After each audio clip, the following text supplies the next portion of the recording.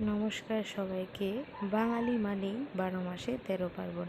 আর বাঙালির একটি ঐতিহ্যবাহী পার্বণ চৈত্র সংক্রান্তি। দেখুন, চৈত্র সংক্রান্তি উপলক্ষে আমাদের বাড়িতে পাঁচনের আয়োজন হচ্ছে।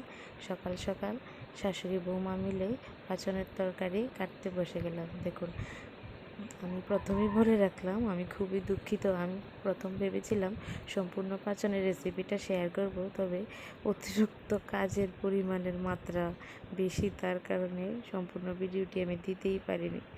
দেখুন, সবার পাঁচনের নিমন্ত্রণ রইল, চলে আসুন আমার বাড়িতে। এখানে কত রকমের সবজি নিয়েছি আমরা, চোখের সামনে যা পেয়েছি তাই নাকি দিতে হয়। দেখুন, আলু, বেগুন, টমেটো, ঝিঙে, সজনে ডাঁটা, তিতের ডাঁটা, কাঁঠাল, আর কত কি। দেখুন, ভালোভাবে জল দিয়ে ধুয়ে নিয়েছি।